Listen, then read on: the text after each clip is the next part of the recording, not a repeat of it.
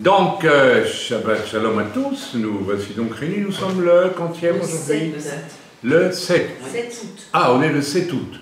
Ah, je suis à l'heure, moi. Bon, je pensais que j'étais en avance. Nous sommes le 7 août. Et puis, nous sommes réunis pour le dernier Shabbat de notre camp d'été sur un verset biblique apparemment très simple, mais sur lequel Dieu m'a demandé de parler ce matin. Donc, je vais vous parler, c'est le fameux verset du psaume 16, au verset 3. « Les saints qui sont dans le pays, les hommes pieux, sont l'objet de toute mon affection. » Mais avant ça, nous allons louer le Seigneur de tout notre cœur, avec affection pour notre Dieu. Moi, j'aime bien le mot affection. Vous savez, dans le mot affection, vous avez le mot affect. Qu'est-ce que c'est l'affect? Quelqu'un pourrait me dire ce que c'est que l'affect? C'est la capacité de ressentir. Donc ça fait partie de quel domaine? De l'âme, absolument. Alors on peut utiliser notre capacité de ressentir pour nous-mêmes, tourner vers nous, ou bien l'utiliser vers les autres. Ça a l'air de peu de choses, mais c'est extrêmement important, parce qu'en général, lorsque on n'est pas né de nouveau à la mentalité de Dieu et de Yeshua, dont l'affect a toujours été tourné vers les autres et jamais vers lui. Il était homme. Lorsqu'il va voir Lazare qui sort, il va pleurer. Il va pleurer, son affect ça va aller jusque-là. Amen. À aucun moment, Yeshua n'a un affect tourné vers lui. Aucun moment. Il ne refuse pas de monter à la croix en disant « c'est pas juste ». Son affect, son âme, est tourné essentiellement, tout le message, tout le témoignage vivant de Yeshua et de ses disciples, c'est un affect tourné vers les autres. D'ailleurs, la loi est résumée par Yeshua dans 2 commandements. Mon affect est tourné vers Dieu, c'est pour ça que je vais le louer de tout mon cœur. Mais si mon affect n'est pas tourné vers Dieu et tourné vers moi, je ne vais pas pouvoir louer Dieu de tout. Je vais faire semblant, je risque même de devenir hypocrite. N'est-ce pas? Et le 2e commandement, on le connaît tous, qui résume toute la loi, tout. Et ton affect ira vers ton prochain. D'accord? Et pas vers toi. On m'a fait bobo, c'est pas juste, amertume, repli sur moi, colère, toutes sortes de choses comme ça. Et je ne vois plus les autres. Je ne vois plus que moi. N'est-ce pas? Alors, on a déjà ici à peu près la clé de tout ce verset, hein, une des clés de tout ce verset, n'est-ce pas? Alors que la Bible nous dit, les saints qui sont dans le pays, les hommes pieux sont l'objet de toute mon affection. Ici, la Bible parle d'avoir de l'affection pour les saints, c'est-à-dire les gens mis à part, c'est-à-dire nous tous, en principe, n'est-ce pas? En principe. Amen. Alors, on va voir si notre affect va nous pousser à dire à notre Dieu que nous l'aimons ce matin, et on va le louer ensemble.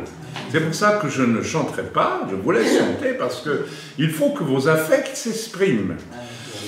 Je les laisse s'exprimer librement, je ne dis même pas le culte a commencé, je ne dis rien du tout, je veux voir vos affects s'exprimer. Voilà.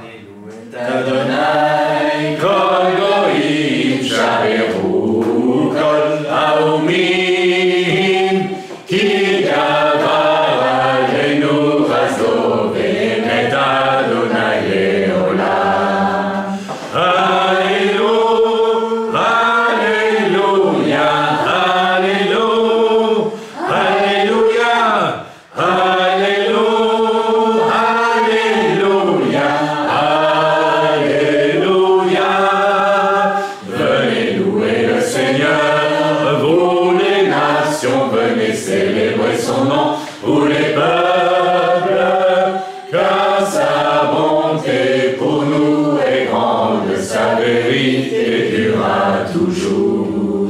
Alléluia,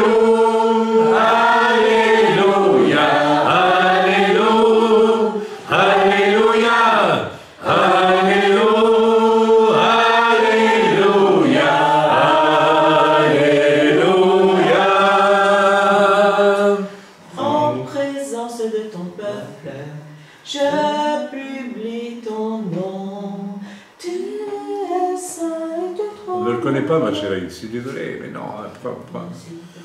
Mais non, on ne le connaît pas, s'il te plaît. Rendons gloire à Dieu notre Père, bénissons notre Rédempteur, et que l'Esprit Saint nous libère de la tristesse et de la peur. Oh oui alors. Que la joie de Dieu nous habite, que la paix de notre Seigneur, ici-bas jamais ne nous quitte, mais qu'elle éclaire notre cœur.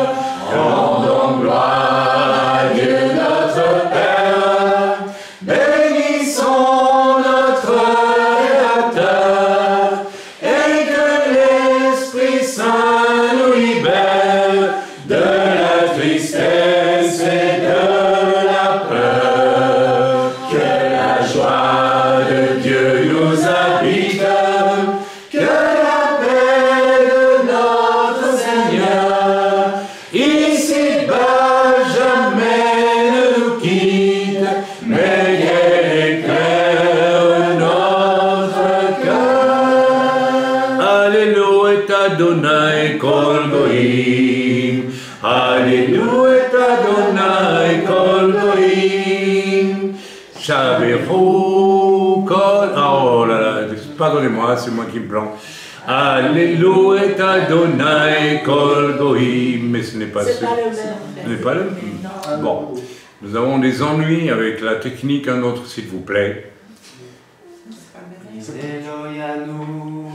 Velo Ishan,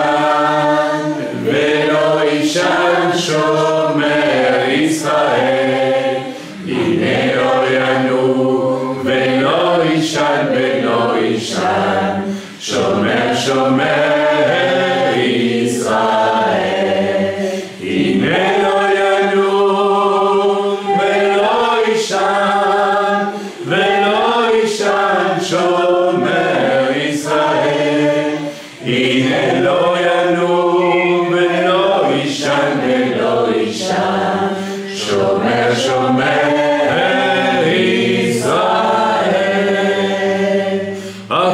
Atzalinu, Atzalinu, Atzalinu, Atzalinu, Atzalinu, Atzalinu. Kvarashnu, vegan tzaranu, Kvarashnu, vegan tzaranu, avalot lo katzanu, avalot lo katzanu. Shiviti Adonai lenegidami, Shiviti Adonai lenegidami, Imi emim bagemot, lachem tzamar libi, vayagel kvodi, vayagel kvodi, vayagel kvodi, vayagel kvodi. Je fixe constamment mes yeux sur le Seigneur. Je fixe constamment mes yeux sur le Seigneur. S'il est à ma droite, je ne chancellerai pas. C'est pourquoi mon cœur se réjouit et mon âme jubile. C'est pourquoi mon âme se réjouit et mon âme jubile. Seigneur, je te rends grâce, je te bénis. Je te loue pour ce camp, Seigneur. Merci Seigneur parce que tu as mis le doigt sur tant de choses. Seigneur, que tu nous invites à transformer, à changer dans nos vies. Tu es un Dieu d'amour, tu es un Dieu qui a une affection débordante pour nous. Et tu nous le prouves aussi, Père, en nous interpellant avec patience, avec amour. Je te remercie pour ce camp parce que, globalement, Seigneur, nous savons que par ton esprit, tu nous as permis à tous de progresser, même si les domaines où tu nous interpelles, chacun personnellement, ne sont pas encore parfaitement accomplis. Seigneur, tu as dit toi-même que l'amour est patient. Alors tu es patient avec nous. Tu es bon, Père, et nous te remercions, Seigneur, de ta bonté, de ta patience. Je te remercie pour ma part en tant que ton serviteur, parce que je sais que tu travailles, Seigneur, dans tous les cœurs pendant ce camp, Seigneur. Tu as touché, tu as parlé, là où c'était parfois difficile, mais tu as agi et tu as changé quelque chose dans nos cœurs. Et nous voulons t'en rendre grâce, Père. Nous voulons être reconnaissants. Nous voulons avoir un affect tourné vers toi, même si nous sommes fatigués ce matin. Nous voulons aller chercher au fond de nous-mêmes les forces pour te dire notre adoration. Nous ne voulons pas être passifs à cause de la fatigue ou de quelque chose d'autre. Nous voulons montrer cet amour qui brûle en nous et qui ne cesse de brûler, même quand nous sommes épuisés, Père. Dans le nom de Yeshua, ton Fils bien-aimé, merci, Père. Alléluia. Gloire à ton nom, Jésus. Gloire à ton nom, éternel Yeshua. Amen. Béni sois-tu, Seigneur. Béni sois-tu pour la communion des frères et des sœurs. Béni sois-tu pour toutes les personnes qui nous suivent sur Skype et qui communient fraternellement avec nous, Père. Dans le bon nom de Yeshua. Merci, parce que nous n'allons pas à l'église, mais nous sommes l'église. Oh, c'est une église bien imparfaite, un peu partout, mais c'est une église que tu aimes et que tu travailles, que tu bénis en la bénissant tout court. Seigneur, tes largesses et tes bontés ne sont pas éteintes, loin de là, Seigneur. Elles sont là constamment devant nos yeux. Et Seigneur, mais tu nous aimes aussi en ce que tu nous reprends. Et que tu veux véritablement nous mener à la mesure de la stature parfaite de ton Fils, Yeshua, comme il est dit dans l'Épître aux Éphésiens. Amen. Gloire à toi, éternel. Béni sois-tu, Seigneur. Ouais, Seigneur, nous te bénissons, nous te louons, Seigneur, nous te glorifions, Seigneur, merci, puisque ce camp a été si riche, Seigneur, en enseignement, et Seigneur, en tout ce que tu nous as dit, en tout ce que tu as fait aussi, Seigneur, merci, parce que tu nous as appris tellement de choses, et Seigneur, nous avons vu tes bontés, Seigneur, au travers de tous ces enseignements, au travers de tout ce que tu nous as appris, Seigneur, du temps ensemble aussi, Seigneur, merci. Merci parce que Seigneur, la communion fraternelle est si bonne aussi, Seigneur, nous voulons te bénir, te louer, Seigneur, et je te rends grâce, Père éternel, pour tout ce que tu fais, parce que Seigneur, c'est quelque chose qui a commencé là, qui a continué là et qui doit continuer. Seigneur, je te remercie et je te prie que tous ces enseignements puissent porter du fruit aussi autour de nous, Seigneur, pour toutes ces âmes qui ne te connaissent pas encore, Père éternel, Seigneur, et vers qui tu nous envoies aussi, Seigneur. Au nom de Yeshua, sois béni, sois loué. Merci pour, Seigneur, toutes tes bontés, toutes tes merveilles, Seigneur, que tu nous donnes, Seigneur. Au nom de Yeshua, Amen. Il est un homme. Non, on va le chanter lentement et avec une attitude de contemplation, d'admiration de notre Dieu. Il est un homme dans la gloire, c'est Jésus de Nazareth. Il peut marcher sur les vagues, il peut maîtriser les vents.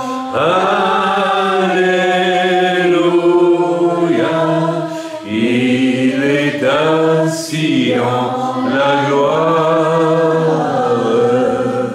et je sais qu'il prie pour nous, il est là auprès du Père,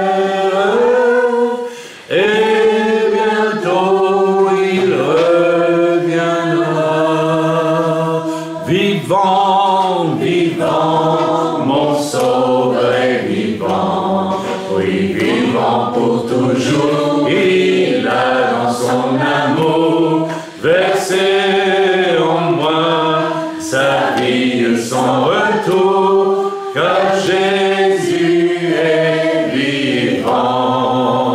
chante Alléluia, chante Alléluia, oui mon sauveur est vivant, Alléluia, chante Alléluia, chante Alléluia, oui mon sauveur est vivant.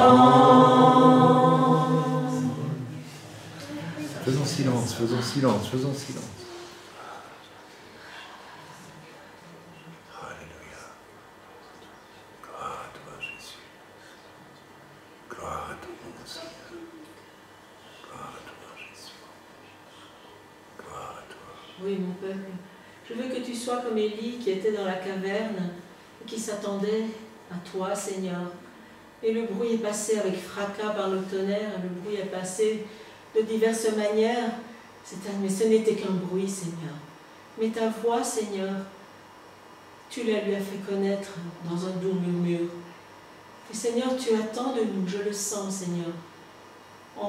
Lorsque nous quitterons ce camp, que nous apprenions à être vraiment de ceux qui savent entendre ta voix dans un doux murmure, qui peuvent être attentifs à toi. Oui, le Seigneur me montre que vraiment il nous attend, comme tu nous avais dit, Seigneur, à travers ton serviteur, d'aller nous asseoir dans le petit banc au bout du jardin. Eh bien, à chaque instant, Seigneur, tu attends de nous que nous soyons à l'écoute, que nous sachions discerner ta voix, Seigneur. Amen. Parce que tu veux vraiment nous soutenir, nous parler, nous conduire, nous protéger dans les temps qui viennent. Mais pour cela, il faut que nous sachions écouter. Alors, Seigneur, nous voulons nous tourner vers toi ce matin et te remercier, Seigneur, parce que tu parles par ton esprit. Alléluia. Et je te demande personnellement pardon, Seigneur, de ne pas toujours écouter. Ça aussi, c'est un manque d'amour, Seigneur. Envers toi, envers mes frères et sœurs. Au nom de Yeshua. Amen. Seigneur, je te remercie pour cette parole qui a été donnée. Seigneur, elle a dû être précédée d'un moment de silence et ce n'est pas un hasard. Seigneur, tu nous appelles en ces temps à nous éloigner de toutes les formes de vacarme. Vacarme du monde et de ces cris de détresse et autres qui sont engendrés par le péché de l'homme. Tu nous demandes à nous tenir à l'écart de nos propres vacarmes, les vacarmes de nos âmes si fortes, le vacarme de nos affects tournés vers nous-mêmes et pas paisiblement tournés vers l'autre. Seigneur, je te remercie pour l'expérience que nous avons connue avant-hier dans ce magasin où nous étions trois en silence. Et la personne qui est venue à nous nous a dit « Mais qu'est-ce que vous avez? Vous dégagez une telle paix. » Dans ce lieu-là, je vais en parler dans le message. Seigneur, merci parce que tu veux que nous puissions aller sur le petit banc au bout du jardin et écouter ta petite voix à toi. Comme Élie dans la caverne, poursuivi par Jézabel, a vu du fracas de toutes sortes, les éléments déchaînés autour de lui. Une image des forces des ténèbres qui veulent nous équiper de crainte, de peur, d'agitation de toutes sortes, qui nous empêchent d'entendre ta voix douce et simple. Tu m'as parlé hier d'une façon très simple hier, Père, concernant certaines choses que je dois faire. Mais ta voix était simple, calme, évidente. Merci, Père, dans le bon nom de Yeshua. Merci, Seigneur, que nous puissions retenir cela, être comme Élie dans la caverne, qui voit passer toutes sortes d'agitations devant lui, du tonnerre, du bruit, et qui finalement va découvrir que Dieu n'était pas dans tout cela. Frères et sœurs, nous allons parler du silence intérieur de ceux qui aiment vraiment et qui sont portés à s'effacer même Contrairement à un chrétien plus jeune qui aime l'éclat, qui aime l'action d'éclat. Oh, c'est rien, c'est un défaut de jeunesse. Seigneur, tu nous mènes sur le petit banc. Là, nous sommes dépouillés de tout, ce qui n'est pas toi, pour t'entendre, pour respirer avec toi, pour vivre avec toi, Seigneur. Merci, Père, dans le bon nom de Yeshua. Amen. Amen. Amen. Nous allons, sans embâche, comme on dit, passer à l'offrande, calmement. Faisons nos offrandes. J'en profite pour saluer ceux qui viennent de nous rejoindre. Donc, je vois pas mal de monde. Je vois, oui, je ne sais pas qui est à droite, là. J'ai 2 fois, je ne comprends pas, j'ai 2 fois, je crois, les... Ah, d'accord. Donc, nous avons notre sœur Rivka, notre frère Sébastien. Bonjour, Sébastien. Nous avons notre sœur Josiane. Nous avons aussi notre frère de France du Nord et sa fille. Mais je sais qu'ils sont là parce que je les ai vus. Et puis, alors vous êtes nombreux sur Skype aujourd'hui. Daniel, bonjour Daniel, comment vas-tu? Ça va? Shalom, shalom, mon frère. Voilà. Alors, que Dieu soit loué. Nous avons Rivka aussi qui est là. Bah, on a du monde hein, aujourd'hui. On est presque plus nombreux sur... Non, pas plus nombreux, mais on est quand même assez nombreux sur Skype et c'est bien. Que la paix de Dieu soit notre partage à tous dans le bon nom de Yeshua. Mais nous allons aller dans la parole de Dieu, tout simplement. Et puis, je vous avais demandé à tous de réfléchir, de méditer un petit peu, donc d'aller sur le petit banc au bout du jardin et de méditer, s'il vous plaît, pas 36 choses, parce que vraiment on n'aura pas le temps, mais qu'est-ce que vous dit le verset 3 du chapitre 16 des psaumes qui dit, c'est intéressant parce que c'est précédé de « Tu es mon souverain bien ». Mais ça, c'est la finale du verset précédent. Amen.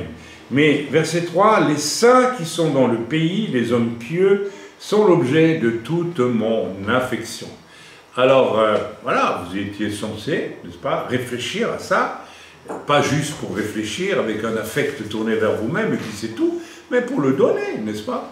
Voilà, on est en train de toucher, encore une fois, toujours le même sujet, qu'est-ce que je donne?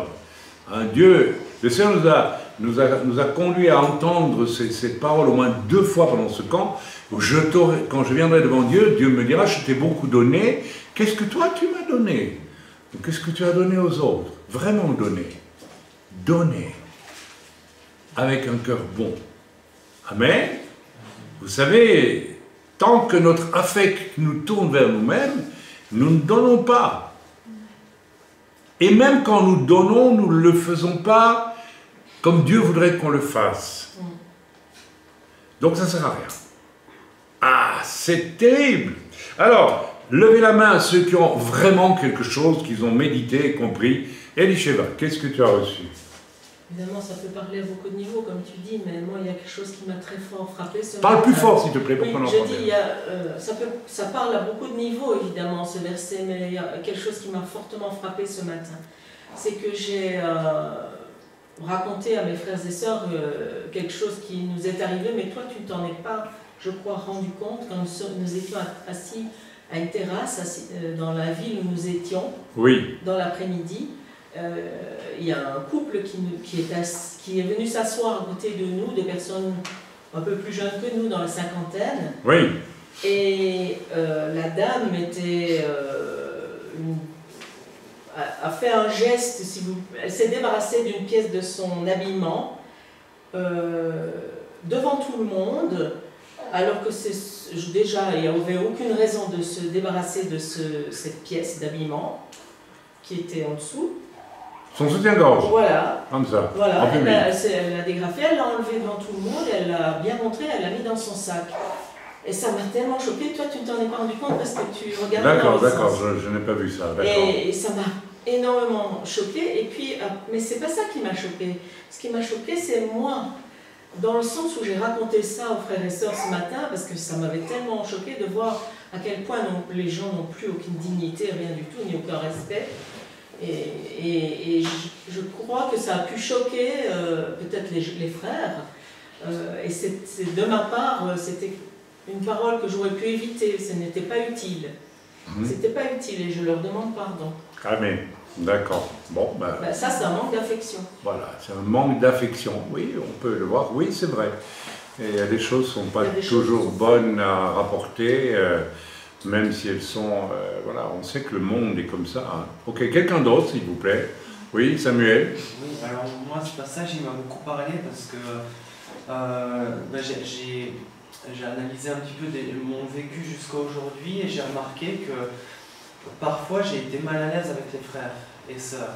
Et en fait, ça concordait toujours avec des périodes où j'avais du compromis dans ma vie et où cette parole de les hommes pieux sont l'objet de toute mon affection. En fait, je ne pouvais pas être à l'aise avec les frères et sœurs. Parce que j'étais dans le péché. Parce que j'étais dans le péché. Dans le compromis, dans le péché, on va dire. Oui, et puis ça m'a aussi rappelé une parole qui est écrite dans le voyage du pèlerin. Donc, si on résume, c'est intéressant. Donc, à partir du moment où tu es dans le péché, ton affect est fatalement centré sur toi, parce que tu te sens accusé par la loi et par ta propre conscience. Donc, tu es dans l'incapacité d'aimer. Ah ben, c'est très clair. Donc, nous pouvons ne pas être à même d'aimer parce que nous ne sommes pas en ordre, tout simplement. Voilà, donc ça c'est une leçon qu'il faut retirer, très important. Donc nous sommes censés être, puisqu'il est question de saints, les hommes pieux, les saints qui sont dans le pays. Donc il faut moi aussi, pour pouvoir aimer les saints qui sont dans le pays, il faut que moi aussi je sois saint.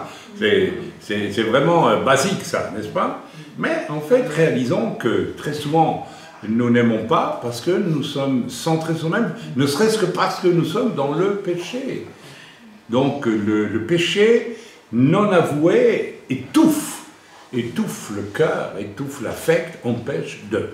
C'est clair. Tandis que celui qui est libre du péché, c'est l'acte le plus révolutionnaire qui soit, hein, d'être libre du péché, libre de la condamnation, parce que on sait qu'on a été pardonné par un Dieu tout-puissant, et si je pêche, je m'empresse de me repentir, parce que je veux aimer. C'est l'acte révolutionnaire le plus considérable qui soit, c'est d'aimer les autres. Amen. C'est ça. Ça, c'est la grande... Bon, ok. Tu voulais dire ajouter autre chose? Oui, en fait, ça m'a aussi rappelé un passage qui est écrit dans le voyage du pèlerin. Oui. Il a dit que le chrétien peut s'apostasier et que c'est un signe au moment où il commence à ne plus aimer être dans l'assemblée des saints, et même à affectionner autre chose. Et c'est le droit chemin pour aller vers l'apostasie et puis renier Christ. C'est ce qu'il est écrit dans le voyage du pèlerin. L'apostasie est quoi d'autre? Et renier Christ à la fin. Et renier Christ. Et renier Christ même, oui, absolument. Donc voilà, donc nous pouvons, mais là, encore une fois, ça parle de notre affect, notre âme qui doit choisir constamment d'aimer et non pas de tomber dans... au fond, lorsqu'on va dans le compromis, c'est qu'on a décidé de ne plus aimer Dieu, c'est tout. Ah ben c'est très simple, c'est aussi simple que ça. Et qu'est-ce que c'est le machin par terre? C'est un genre de scarabée. Ah bon, d'accord. Ah d'accord. Nous avons un scarabée qui nous a rejoint pour le culte, ma foi. Bien, ok. C'est tout? Oui. Mais c'est bien.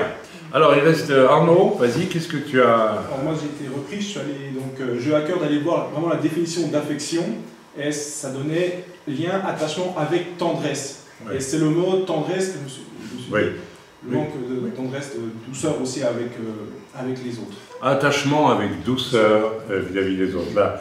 Voilà. Bien, nous allons aller donc dans ce que moi le Seigneur m'a montré. Et malheureusement, il y a beaucoup de choses, donc je vais essayer d'être plus succinct parce qu'au fond, le verset parle de lui-même. Mais voilà. Alors, relisons-le.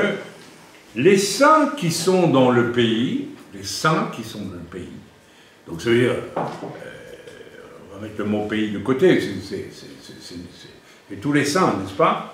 Les hommes pieux sont l'objet de toute mon affection.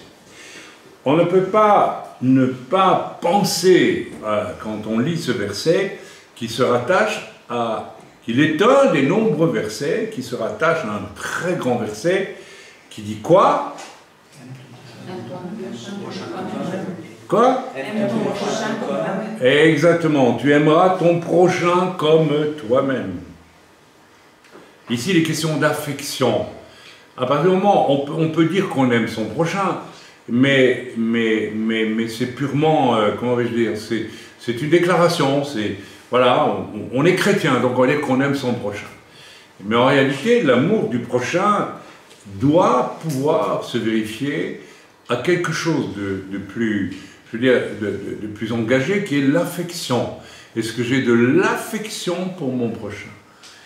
Dans un couple, ce qui peut tuer un couple, c'est l'absence d'affection, l'absence d'intérêt pour l'autre. Il y a des gens qui ne vivent que pour eux, ils ne s'en rendent même pas compte, ils sont tellement aveugles, ils ne se voient pas. Leur affect est entièrement tourné vers eux.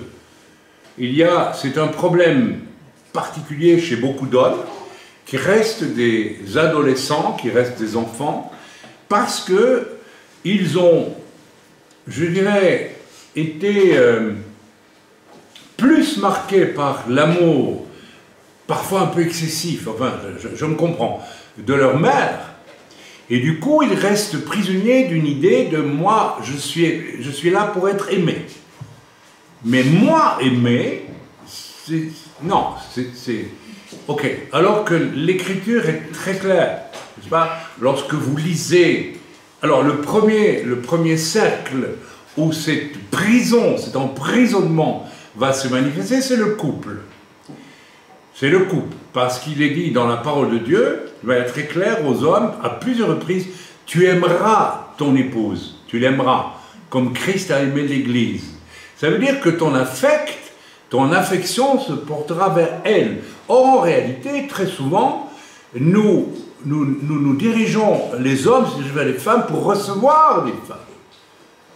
C'est toute la problématique du couple qui ne fonctionne pas de manière biblique. D'accord? Ok, j'espère que je me fais comprendre. Ok, et dans un couple, quand il n'y a plus d'affection, eh bien, c'est que l'amour est mort, tout simplement. Et avec certaines personnes, il n'y a rien. Ok, la première chose que l'on va vérifier s'il y a de l'affection, eh bien, c'est qu'il y a une douceur qui s'installe. Alors attention, la douceur n'est pas la mièvrerie, je m'empresse de le dire. Vous pouvez être très vigoureux dans ce que vous faites, vous dites, et être plein de douceur. Par contre, vous pouvez être apparemment plein de douceur, mais en réalité être très violent au fond de vous-même. Pour être mièvre, c'est une copie pénible de la douceur, mais la douceur est quelque chose qui va très bien avec la fermeté. Ça n'est pas du tout contradictoire. Donc soyons clairs avec ça aussi. Mais il est dit dans l'Écriture que votre douceur soit connue de tous. C'est-à-dire qu'un exemple, je l'ai dit ce matin, j'étais poussé à lire dans la prière, je vous connais tous, je connais tous ceux qui viennent là sur Skype, et fatalement, je suis conduit par le Seigneur pour vous aider. C'est mon rôle, c'est un rôle de serviteur, et ensemble aussi les uns les autres, normalement, nous sommes là pour nous aider à grandir, n'est-ce pas? Eh bien, la douceur consiste peut-être, à un moment donné, de dire, bon, il y a eu des interpellations, parfois même assez costauds, assez costauds. L'épisode du rat avec notre frère, le lendemain, il y avait encore un rat, donc peut-être c'était pour une deuxième personne. Oh, attendez, c'est du costaud. Mais au final, eh bien, comme ce matin, j'ai ressenti de le dire dans la prière, tout le monde, il y a un progrès général. Donc ça, c'est la douceur. On ne finit pas les choses toujours en soulignant ce qui ne va pas, mais on va dire aussi, à un moment donné, ce qui est bien. Mais encore, il faut dire qu'il y a quelque chose de bon aussi. Donc que votre douceur, même dans la rigueur, soit connue de tous. Que votre mièvrerie ne soit pas connue de tous. Ça n'a rien à voir avec la douceur. Ok? La deuxième chose que l'on peut voir dans l'affection, c'est la patience. L'amour est patient. L'amour est patient. Si mon affect est tourné vers l'autre, il peut être insupportable et insupportable et insupportable, mais il y a deux solutions. Je dis, je m'enfuis de lui, je ne veux plus le voir, ok, ou bien je patiente. Ça ne signifie pas qu'il ne faut pas dire à un moment donné à une personne à qui vous avez montré, et à laquelle Dieu a montré le chemin, et qui s'entête à ne pas le prendre, que vous devez continuer, qu'est-ce que je dirais, espérer à la place de la personne qu'elle change. Ce n'est plus de la patience. Donc la patience et la rigueur, ça va quand même ensemble. Mais avant d'en arriver à se dire, je ne peux plus rien pour cette personne, c'est une décision terrible. Moi, je suis au bout de mes limites, je ne peux pas, mais ça doit être précédé de beaucoup de patience. Et reconnaissons-le, n'est-ce pas, quelquefois Dieu a patienté des années avec nous, n'est-ce pas, mais l'amour est patient. Mais attention, je ne crois pas qu'il faille, parce que l'amour est patient, se dire, moi je ne bouge pas, et puis c'est très bien comme ça, puisque Dieu est patient. Non, il arrivera un jour où Dieu te dira, mais j'ai été patient avec toi, mais qu'est-ce que tu as fait de mon amour? Rien du tout. Là, tu vas avoir un sacré problème. Dieu te dira, moi je t'ai beaucoup aimé, et toi tu m'as aimé comment? Donc nous devons être patients, et normalement la patience que nous avons les uns vis-à-vis des autres doit générer une rapide réaction par rapport au péché. Or on constate de plus en plus que la patience et l'amour ne conduisent même presque plus les gens à saisir avec sérieux la patience de Dieu. Dieu est patient avec moi, et donc j'ai péché, je pêche, et Dieu est patient, les serviteurs sont patients, l'Église est patiente, mais je devrais tout de suite me reprendre en main et dire, je ne peux pas, ok, je suis aimé, donc mon affect à moi devrait se tourner vers Dieu en disant, Seigneur, pardonne-moi. Ou bien, frères et sœurs, pardonnez-moi, ok? Et pas se vautrer dans la patience de Dieu comme si elle nous était due éternellement. Est-ce que je me fais comprendre ou pas? Oui. La patience, l'amour est patient, ok? Le troisième point qui m'est venu à l'esprit, parce que je ne vais pas épuiser le sujet, c'est un simple verset, mais il est énorme, il y a énormément de choses à dire là-dessus. Mon amour de l'autre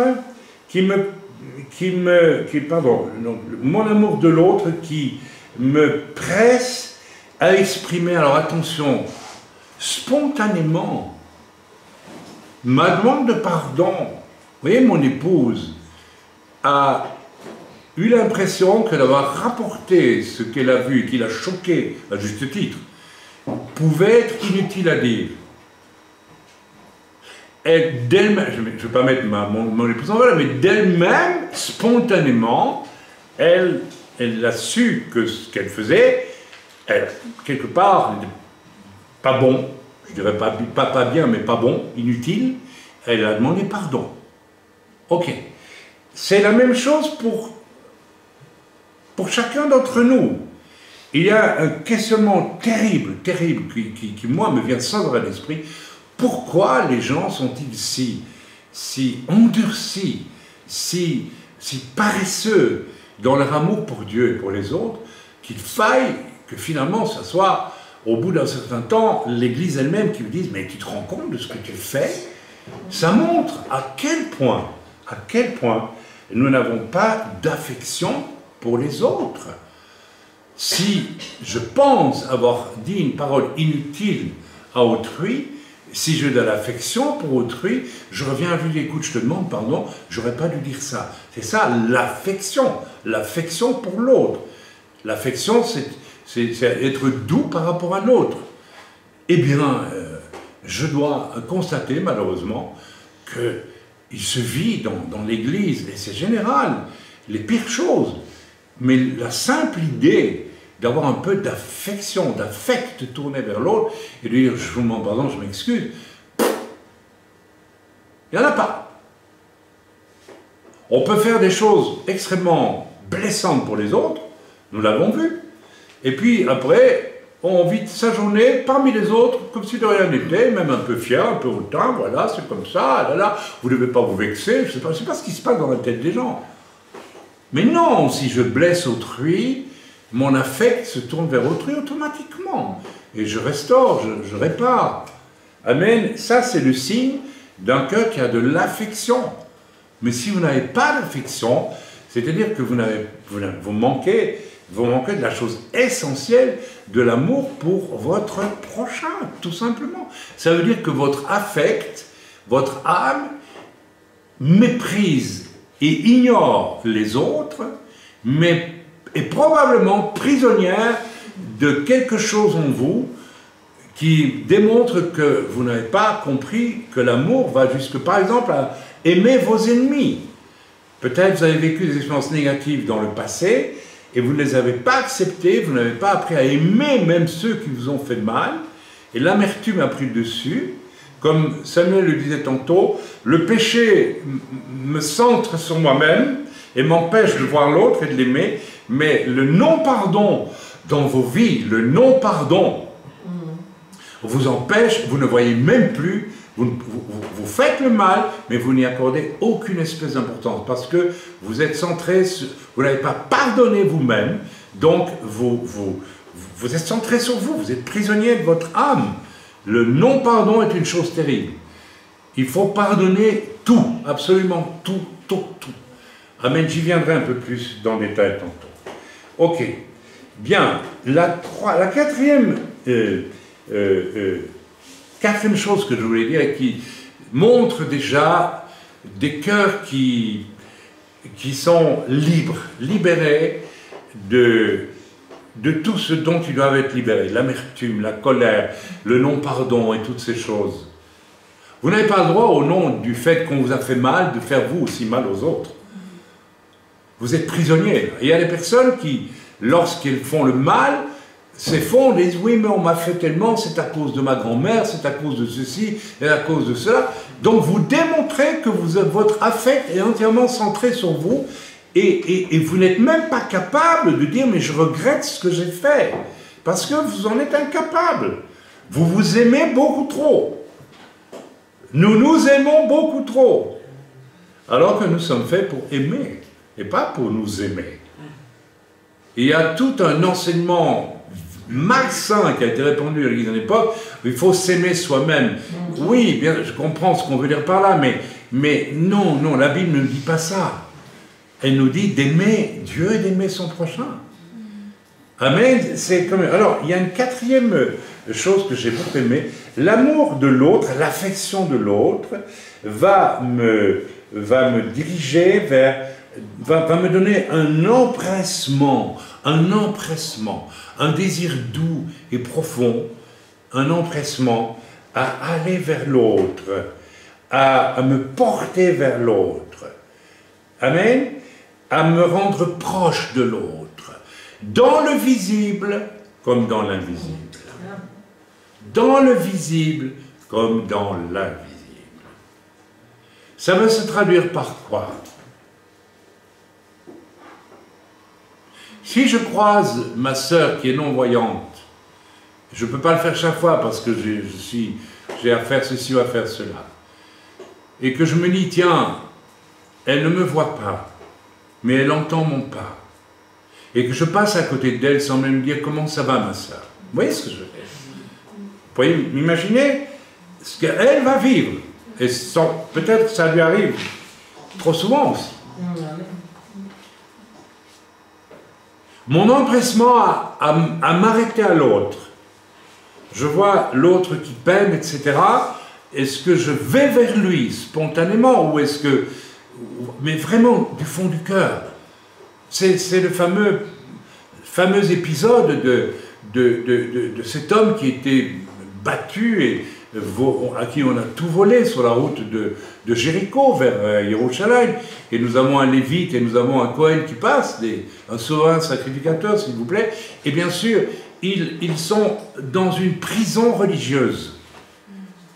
La prison religieuse, c'est la pire prison qui nous empêche d'aimer, qui nous empêche d'avoir de l'affection. Attention à ça, j'y viendrai là. C'est très grave, c'est très dangereux. Donc, leur prison religieuse leur interdit d'avoir de l'affection pour un... En plus, c'est un Samaritain. Non, c'est pas un Samaritain, c'est l'homme qui vient pour l'aider qui est un Samaritain. Et voilà un Samaritain, un homme méprisé des Juifs qui, lui, il a son affect est tourné vers les autres. Il ne fait pas partie du peuple de Dieu, d'Israël, mais son affect à lui. Et cette histoire nous est donnée pour nous dire, mais tu peux être religieux tant que tu veux, si tu n'as pas d'affection. Vous savez, je reçois des mails qui me font peur. Des gens qui ont vécu toute une vie de chrétiens dans des églises et qui, au bout du compte, sont prêts à sortir de l'église parce qu'ils vous disent « j'ai eu telle difficulté, tel problème, etc. » et jamais le pasteur n'a même daigné s'arrêter vers moi pour me demander comment j'allais, ou bien lorsqu'il savait que j'avais tel problème. Alors c'est souvent des problèmes financiers, j'ai remarqué. Et l'église ne fait rien, l'église ignore. L'affect veut qu'on se tourne automatiquement vers celui qui est dans le besoin, y compris matériel. C'est une règle que nous avons établie parmi nous depuis des années, vous le savez, c'est extrêmement important. Ok, alors, c'est quand même assez inquiétant de voir que des gens en arrivent à dire « j'ai eu un pasteur, je l'ai soutenu, j'étais présent, j'ai donné ma dîme et tout, mais moi, quand j'ai eu besoin, il n'y avait personne. » Où était l'affection? Où est l'amour dans ce cas-là? Où est l'affection des saints? Cet homme qui a vécu ça est un saint, mais il n'a pas connu l'affection à laquelle il pouvait s'attendre. Alors je reviens à ce quatrième exemple, me porter vers l'autre dans le visible comme dans l'invisible. Alors là, on a la clé des clés, la plus importante. Celui dont l'affect est tourné vers les autres peut connaître, à force de le vivre, un paroxysme qui devient « je me renie complètement en face de l'autre ». Je n'attache plus d'importance à moi. Je suis aboli dans l'amour. Je ne fais même rien. Je suis un témoin de l'amour et rien d'autre. Et alors il se passe quelque chose. Rappelez-vous le témoignage avec Albert le gars, votre grand-père, où le Seigneur m'a dit, va simplement, il ne dit rien, mais sache que je suis en toi et laisse-moi irradier de mon amour pour cet homme. C'était le seul moyen de l'amener au salut, vous le savez bien. Qu'est-ce qu'on fait dans ce cas-là? On ne fait rien du tout. Mais si on n'a pas un moi aboli, si on n'a pas un affect, si on est encore préoccupé de 5% de sa personne, dans ce cas-là, on ne peut pas le faire, on ne peut pas aimer. On ne peut pas laisser Dieu qui est en nous donner son amour. Alors je donne l'exemple de ce que nous venons de vivre dans l'évangélisation, dont on est allé se détendre dans une ville proche d'ici. Et je ne vous ai pas dit, allez, on va évangéliser, et on va faire ceci, on va faire cela. Je n'ai pas voulu le faire. Et Dieu m'a dit, ne le fais pas. Parce que vous savez, on peut faire des choses agressives ou même spectaculaires dans l'évangélisation qui ne servent à rien du tout. C'est la maladie des jeunes chiens. Moi, j'étais comme ça quand j'étais jeune évangéliste. Hein. Il fallait que je... etc. Mais c'est pas ça qui amène les gens au Seigneur. C'est pas ça qui amène. Qu'est-ce qui peut amener les gens vraiment au Seigneur? C'est quand, dans un amour silencieux, vous les rejoignez dans leur véritable préoccupation. Alors nous étions donc dans cette ville, et avec mon épouse, nous avons marché dans la ville sans aucun projet d'évangéliser, mais en disant par notre attitude, à tout moment, Seigneur, fais de nous ce que tu veux. Ça veut dire que notre affect était détruit. D'accord? Et il n'y avait pas de... Voilà. Et nous sommes entrés dans ce lieu, ce magasin, parce que nous connaissons la dame, enfin nous avons parlé avec elle déjà depuis 2-3 ans, et nous sommes entrés dans cet endroit, et nous n'avons rien dit. C'est un magasin de brocante et d'antiquités, alors regarde, etc. J'ai acheté le petit verre, bon, ben, truc, hein, vraiment pas cher du tout, juste comme ça, parce que je sentais que je pouvais le faire, je devais le faire. Ok, je l'ai fait. Et puis, il y avait une troisième personne que j'ai soudain découvert comme de très loin, comme ça. Elle était tellement silencieuse et calme, cette personne. C'était un jeune homme, n'est-ce pas, qui était là, nous savons de qui il s'agit aujourd'hui. Mais je n'ai pas vu qu'il était là pour évangéliser, ni rien. Il était là, simplement il était là. Et à un moment donné, mon épouse a commencé à parler, à écouter, non, la vendeuse de ce magasin, que nous avons toujours pensé qu'elle allait être très difficile à amener au Seigneur, parce qu'elle, voilà, je ne vais pas dire pourquoi, on a toujours pensé. Et elle a commencé à parler avec mon épouse et pour lui dire, mais je suis effrayé de voir ce qui se passe autour de nous. Avec le Covid, les gens s'agressent maintenant, les pour la vaccination, les contre, c'est terrible. Et puis les gens deviennent fous, deviennent méchants partout. Elle avait même presque peur. Elle a dit, j'ai peur de ce qui peut m'arriver dans mon magasin, tellement ça devient fou. Et alors, j'ai rejoint mon épouse à ce moment-là et nous n'avons rien dit. Et à un moment donné, je regarde, n'est-ce pas, le jeune homme qui était avec nous, et je le vois, et il ne dit rien non plus. Il avait juste un sourire. Et puis, j'ai commencé à lui dire, vous savez, et nous avons témoigné à cette femme. Nous lui avons témoigné de comment Dieu nous a amenés au Seigneur, avec quel amour le Seigneur nous a amenés en sécurité. Elle était insécure, et le témoignage que nous avons donné, en temps ordinaire, elle aurait ri de ça, elle aurait dit, écoutez, ça c'est une affaire de mystique, parce que je lui dis carrément, hein, l'ouverture de la Bible avec la colonne de lumière, Jésus dans la colonne de lumière, c'est des trucs incroyables. Et j'ai dit, mais elle a compris que moi, dans un moment d'immense détresse et de solitude, d'échec de ma vie, elle se rendait compte qu'il y avait un échec global de la société autour d'elle, et son échec aussi, et elle avait peur. Donc je lui ai témoigné, et elle nous a écoutés, mais avec une reconnaissance invraisemblable. Et pendant ce temps-là, l'Esprit de Dieu m'a dit, le jeune homme qui est là, il reste à distance et il prie pour vous pendant que vous témoignez. Je l'ai senti dans l'esprit. Donc, 3 personnes qui n'avaient aucune intention ouverte, déclarée, bien sûr, et qui attendaient l'occasion de parler et qui n'auraient peut-être rien dit. Vous savez, je faisais la remarque hier, nous avons une personne qui vient ici, n'est-ce pas? On sait très bien, presque tous les jours. Et juste aujourd'hui, Dieu m'a dit, tu ne lui parles pas de moi. Ça veut dire quoi? Ben, ça veut dire ce que ça veut dire, c'est tout. Est-ce que je n'ai pas d'affection pour la personne? J'en ai. Mais je sens elle ne veut pas. Elle ne veut pas. Donc, voilà, ce jeune homme s'est porté plein d'affection, guidé par l'Esprit de Dieu vers nous. Il priait pour nous. Peut-être qu'il priait aussi pour la dame, je ne sais pas. C'est lui qui le sait, il priait pour la dame. Simplement, dans l'invisible, il a été affectueux et ça a apporté un fruit formidable. Le fruit a été que la femme était mais rassurée.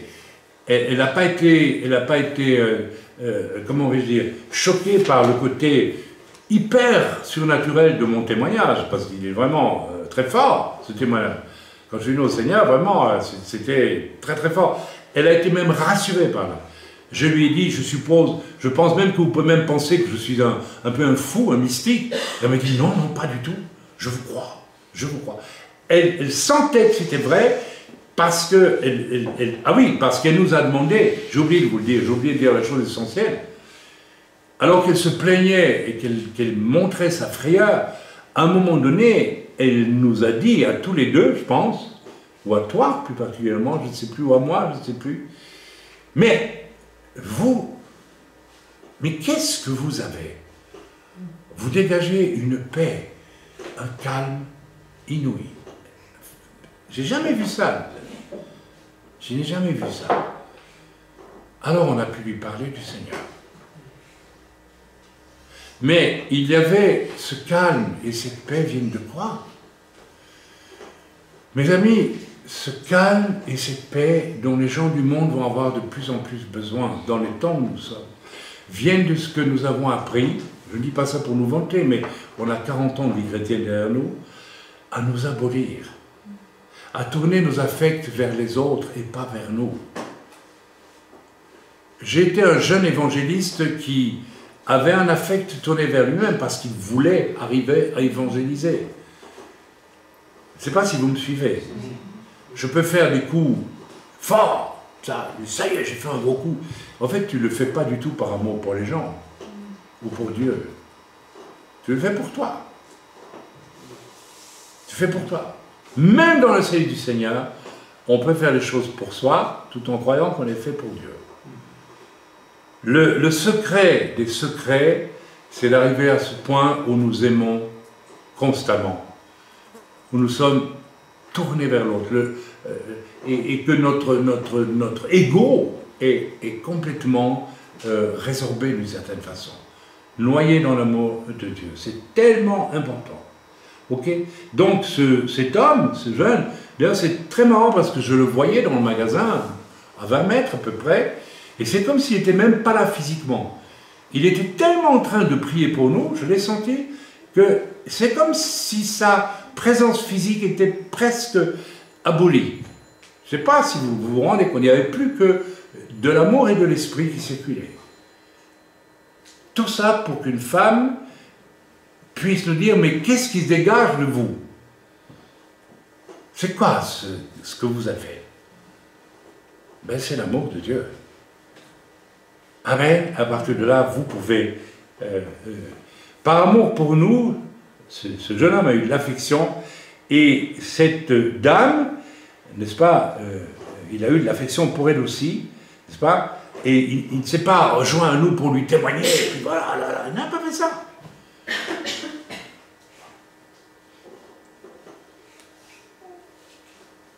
Il s'est porté en soutien du groupe qui témoignait en symbolisant lui-même, en faisant que prier, par amour. Amen. Ok, je voudrais juste ici vous dire, j'ai vu aussi une sœur que j'ai observée, enfin je n'ai pas observé, mais j'ai constaté, pendant la première semaine, nous avons une sœur qui est venue, qui n'est qu'assez qu'une semaine, et elle s'est donnée, mais à fond, dans tout ce qu'elle a fait. Et en même temps, elle était invisible. Vous savez ça? Elle était invisible. C'est-à-dire qu'elle a fait tout par amour. Pas du tout. Alors vous allez dire, oui, mais bon, moi je fais beaucoup par amour aussi. Oui, mais on te voit tellement. Je ne sais pas si vous voyez où tout ça nous conduit. On te voit tellement. Tu prends tellement de place. Tu veux avoir une place. Tu veux être un bon chrétien. Tu veux que ça se sache. Vous allez dire, non, c'est pas vrai. Si, c'est vrai. L'affect tourné vers moi peut faire que je veux être apparemment un bon chrétien et que je le montre. Mais chez cette sœur, j'ai vu une disparition de son moi pendant qu'il servait d'abondance de cœur. Tous, nous tous ici. Je ne sais pas si vous l'avez remarqué. Il n'y avait aucun bruit, il n'y avait rien chez elle. Il n'y avait pas de rien, juste le désir de servir.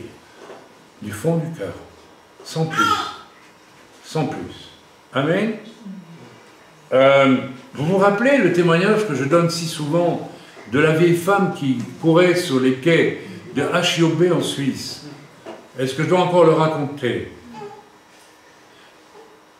Cette grande œuvre qui récoltait du matériel pour envoyer en Afrique des hôpitaux déclassés. En Suisse, il y a tellement d'argent qu'on déclasse à toute vitesse un autobus qui n'est presque plus à la mode, alors qu'il est encore bien.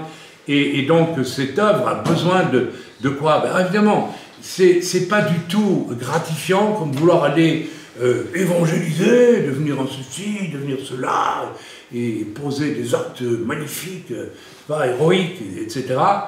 Non, ça demande de quoi? D'aller travailler dans un dépôt avec des vieux bidules rangés un peu partout, pour préparer les colis qui vont partir en Afrique. Ça demande un affect entièrement tourné vers les autres, et un affect qui a aboli toute recherche pour soi. Et dans cette œuvre, ce jour-là, j'ai vu une seule personne qui avait cette capacité, cette qualité d'amour. C'était une petite vieille qui galopait avec ses petites jambes partout pour transporter ceci, transporter cela. Et j'en ai parlé au responsable de HIOB, ce jour-là, et il m'a dit, ben oui, tu vois, je ne trouve pas un seul jeune pour venir passer ne serait-ce qu'une heure ici pour aider. Voilà, donc, on ne va pas leur en vouloir, les jeunes. C'est souvent au fil des années qu'on apprend à s'abolir pour aimer, qu'on apprend à s'oublier pour aimer l'autre. C'est le top du top, ça. Mais il faut y arriver. Le résultat, c'est que lorsque le directeur m'a demandé si je voulais bien la conduire chez elle à Bâle ou à Berne, je ne sais plus, je dis bien sûr, je l'ai prise dans ma voiture et je l'ai conduite. Alors j'ai commencé à parler dans la voiture, elle ne disait pas un mot. Et rappelez-vous, c'était le soir, les phares des voitures en face de nous l'éclairaient, et je la voyais avec un immense sourire, et elle ne répondait rien. Elle ne m'a pas dit, c'était pas mal que je parle de ce que je faisais, etc., de mes désirs, de faire ceci, de faire cela pour le Seigneur, de mes plans, de mes projets. J'avais beaucoup de projets à l'époque. Et ça venait de... C'était les projets que Dieu acquiesçait. Mais il y avait autre chose que je n'avais pas, et qu'elle avait. Elle n'a pas dit un mot. Elle n'avait aucun projet. Elle n'avait qu'un projet, c'est d'aimer. C'est tout. Et à un moment donné, dans son silence, j'ai senti un parfum qui sortait d'elle, et j'ai compris. Je me suis tu. Et j'ai dit, je vais commencer à apprendre à aimer comme cette femme a aimé. Je vais disparaître, et afin que l'amour de Christ habite en moi, et qu'il produise son effet. Ça ne veut pas dire que les gens vont nécessairement être sensibles à cet amour-là. Beaucoup de chrétiens ne sont pas du tout sensibles. La preuve, cette femme était toute seule. Il n'y a pas un jeune, il n'y a pas un homme, il n'y a rien. Des hommes chrétiens qui n'ont pas de travail, ou il y en a en pagaille. Amen. Donc, voilà. Un autre aspect de l'affection, c'est un domaine où on va voir si nous avons de l'affection, c'est les enfants. Eh oui. J'ai dû faire un peu, même à la place de son papa, les gros yeux à un enfant dans notre camp, n'est-ce pas? C'est pas agréable de faire les gros yeux à un enfant parce que la Bible dit que la folie est dans le cœur de l'enfant. Mais, au bout d'un moment, après avoir fait les gros yeux, après avoir obtenu ce que je croyais qu'il fallait obtenir, c'est-à-dire un peu d'obéissance, un peu de soumission à l'autorité, n'est-ce pas? Une autorité exprimée avec calme, un simple regard, il n'y a pas besoin de... Je suis toujours étonné des gens qui se défoulent, qui ne font rien et puis qui soudain se défoulent sur les enfants. C'est extrêmement grave de faire ça. Ils n'ont aucun amour de leurs enfants. Ils ne les voient même pas. La plupart du temps. Alors quand ils en ont vraiment ras-le-bol, on rentre dedans et j'ai entendu des témoignages comme ça terrifiants. Ok. Et à un moment donné, dans mon rapport à cet enfant, pendant tout le camp, j'ai senti qu'il fallait maintenant donner de l'affection. Alors dans un premier temps, l'enfant me regardait l'air de dire « Oui, mais lui, je me méfie parce qu'il a de l'autorité. » Et alors je l'ai apprivoisé avec de l'affection. C'est-à-dire, on peut corriger, mais il faut aussi amener de l'affection à celui. Il y a un temps pour reprendre, il y a un temps pour aimer. On ne peut pas éternellement non plus rester sur la position de la correction. Mais il faut avoir le courage de corriger aussi. Et l'affection que l'on doit à celui qu'on corrige doit être au prorata de l'autorité que nous avons déployée pour le reprendre. On ne peut pas se contenter. Paul le dira, puisqu'il va fustiger un homme qui apparemment vit avec la femme de son père, n'est-ce pas? et il va dire qu'un tel homme, etc., mais peu de temps après, il va dire, bon, ça va, il ne faut pas non plus, vous avez vu qu'il a obéi, apparemment il a obéi, je ne sais pas, il s'est soumis à l'Église, il a rejeté son péché, maintenant il faut lui donner, non pas une affection débordante, charnelle, et tout va bien, c'est pas grave ce que tu... Non, c'est grave ce que tu as fait. Mais je vais te donner de l'affection, te montrer que moi aussi je suis pécheur. Moi aussi Dieu m'a fait grâce. Et Dieu te fait grâce, donc je te donne de l'affection. Avec les enfants, c'est très important d'avoir cette affection. Alors qu'est-ce que j'ai fait? J'ai vu que cet enfant aimait les fleurs. Bon, alors 3 ou 4 fois, je lui ai simplement... C'est une chose toute simple. Je lui ai demandé, tu veux une fleur? Elle m'a dit oui, bien sûr, elle aime les fleurs. Et je sais écrire une fleur avec elle, je donne... Et voilà. Et comme ça, j'ai donné de l'affection, après avoir été sévère. C'est très important. Vous allez dire, mais un enfant, c'est pas un saint. Oh là là, attention. Lorsque l'Écriture nous dit, les saints qui sont dans le pays. Un enfant est un saint. Un enfant meurt, il va au ciel. Vous savez ça? Même s'il y a la folie dans son cœur, les enfants ont tous un peu la folie dans leur cœur. Mais ils sont saints pour Dieu. Jésus a dit, laissez venir à moi les enfants, les petits-enfants. Jésus a dit, si vous ne devenez comme des enfants, comme des saints, c'est-à-dire des êtres souples, malléables. Un petit comme ça, vous pouvez le reprendre, il est malléable, vous pouvez l'arrêter dans sa folie, il est malléable. Et vous pouvez aussi l'aimer, il va accepter votre amour. Ces petites que je regardais droit dans les yeux, qui me regardaient comme ça, parfois, dire toi alors, toi je t'aime pas, hein, tu es sévère. Mais après, quand je lui ai proposé des fleurs, elle était toute, oui, elle est malléable. C'est ça que Yeshua nous a dit, si vous ne devenez comme les anciens, si vous devenez malléable, vous ne pouvez pas rentrer dans le royaume de Dieu. Et très souvent, une fois qu'on a grandi, on est rigidifié dans toutes sortes de comportements. Notamment autour de notre âme. Nous avons fabriqué notre loi, nos ambitions, que sais-je d'autre, enfin, toutes sortes de choses. Donc, voilà. Quels sont mes comportements avec les enfants?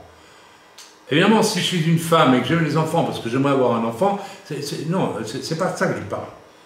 Je parle de l'affection que nous devons aux enfants. C'est pourquoi Jésus a dit aussi, malheur à celui qui fait du mal à un de ses petits. Mais faire du mal à un de ses petits, c'est quoi? Faire du mal à un de ses petits. C'est pas seulement quelque chose qui s'adresse aux pédophiles, il y a des gens monstrueux, n'est-ce pas, comme ces gens-là. Et encore qu'eux aussi, il faut essayer de les amener au salut. Mais celui qui fait du mal à un de ses petits, c'est celui qui ne sait pas utiliser l'autorité que Dieu lui a donnée et qui ne sait pas non plus avoir de l'affection pour l'enfant là où on rejoint l'enfant. On peut très bien avoir une affection pour son enfant parce qu'il nous amuse.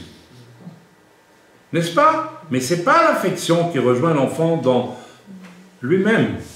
Je sais me faire comprendre.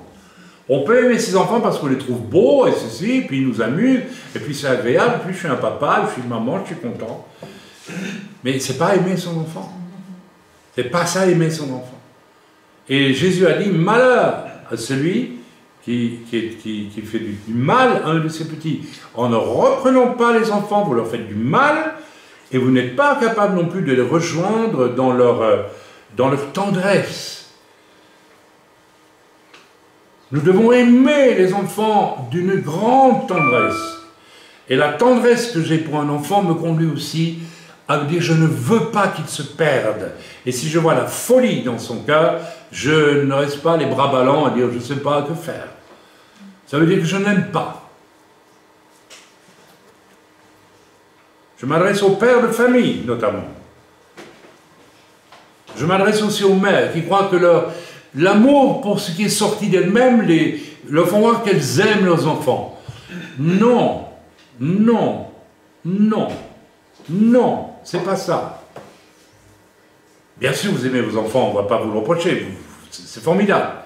Mais vous les aimez pour qui? Pour vous ou pour eux? Il faut réfléchir. Ce ne sont pas nos poupées, ce ne sont pas nos jouets. Ce sont des êtres humains que Dieu nous a confiés. Et il faut les aimer comme Dieu veut qu'on les aime.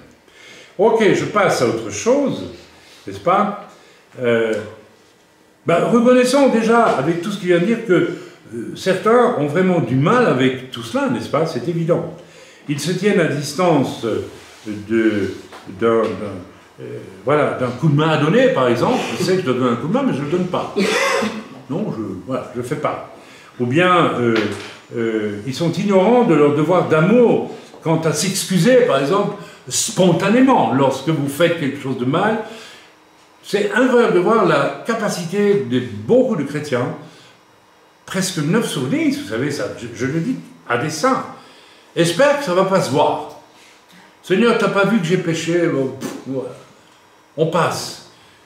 Mais plus tu vas cacher ton péché, plus Dieu un jour va le mettre en pleine lumière. Pourquoi tu refuses d'aimer les autres en leur disant, voilà, la Bible dit de confessez-vous les uns les autres. Ça veut dire quoi? Ça veut dire que tu sais que si tu as fait quelque chose de mal, tu as beau le cacher un jour ou l'autre, c'est l'Église qui va te le dire. Tu vas démontrer par là que tu n'as pas aimé l'Église. L'Église, c'est le lieu où on ne cache rien. Ça n'a pas l'air de faire un grand travail dans vos vies. On ne cache rien. C'est pas possible. Mais si ton affect est tourné vers toi, tu vas dire, oh, c'est pas grave, je vais régler ça tout seul avec Dieu, etc. Ouais, mais non, non, non, non et non, non et non. Relisons le verset 3. Les saints qui sont dans le pays, les hommes pieux, sont l'objet de toute mon affection. Les hommes pieux dans l'Église doivent être affectionnés au point que si je pêche, eh bien, je ne le supporte pas et je le confesse. C'était beaucoup plus évident il y a 40 ans, lorsque moi je suis venu au Seigneur, les gens pouvaient, pas tous, mais pas mal de gens, n'attendaient pas que l'Église soit témoin d'une manière évidente de leur transgression, mais se confessaient d'elle-même. C'était le signe de gens qui aimaient Dieu, qui aimaient l'Église, qui aimaient les autres. Amen. Voilà, faisons mourir, mes amis, toutes les priorités de l'âme égoïste, n'est-ce pas, qui interdisent notre témoignage d'amour, qui l'enferment, ce témoignage d'amour, dans les barbelés de l'âme égoïste et souvent hautaine.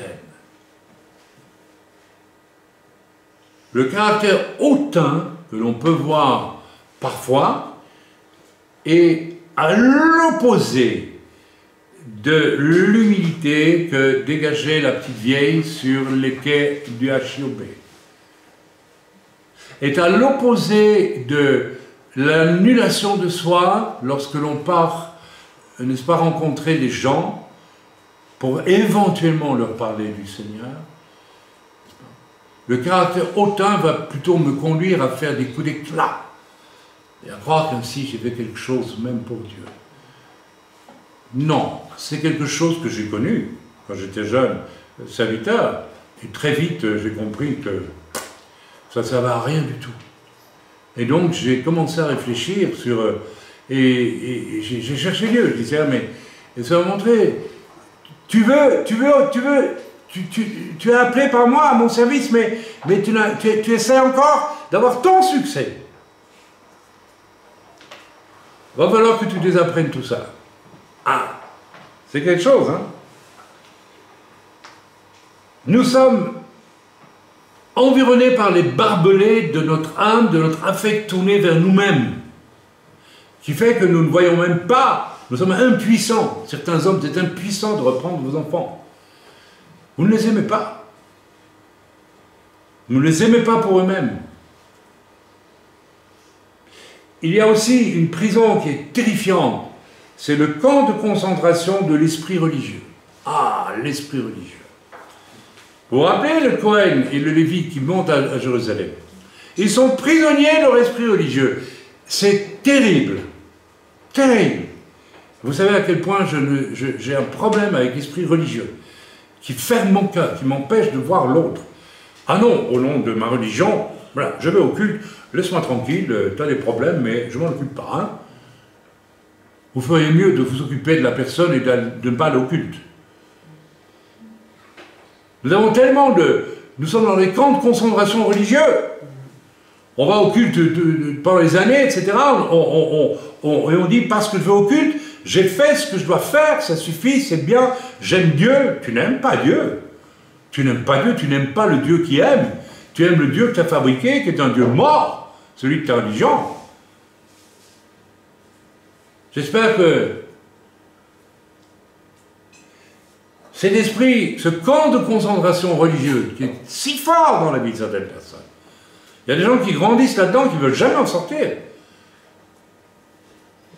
Au moins, ça leur permet de ne pas commencer à aimer, tout simplement. Ils ont toutes les grimaces de l'amour, mais ils n'aiment pas. Ils n'aiment pas. Ils n'aiment pas. Et on voit leur témoignage. C'est problème sur problème, difficulté sur difficulté.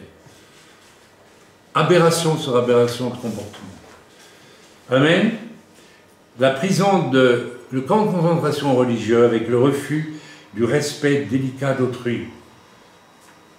Que dois-je penser d'une personne hyper religieuse avec laquelle j'ai fait un jour un entretien? Je donne comme exemple.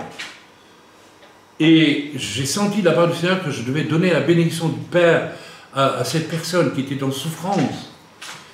Et que je vois la personne à côté de moi qui est très religieuse finalement, qui se lève brutalement et dit « Je vais le faire moi ». Ahurissant. C'est-à-dire que le moi a pris le dessus et a fracassé tout ce qui était de l'amour à ce moment-là. C'est-à-dire, ce n'est plus « je vais bénir la personne avec la bénédiction des pères parce qu'elle a un besoin », je me sers d'elle et j'écarte même l'homme de Dieu qui va la donner pour montrer que je suis là. Vous voyez ce que produit l'esprit religieux? C'est monstrueux. Le Lévite et le Cohen qui passent sur la route de Jérusalem et qui disent « nous allons servir Dieu » et qui laissent presque mourir un bonhomme sur le bord de la route, sont des monstres. Des monstres qui habitent un camp de concentration qui s'appelle la religion. Ils doivent en sortir. Aimer, mes amis, c'est un choix. C'est un choix qui implique aussi qu'on va découvrir qu'on n'aime pas, ou qu'on croit aimer, mais qu'on n'aime pas. Le sommet de l'amour, c'est quand je diminue. L'Écriture nous dit, nous avons tous lu ce verset, il faut que je diminue, et il faut qu'il croisse, il faut que je meure, et que la semence de Jésus grandisse en moi à la perfection, que l'amour s'incarne dans ma vie.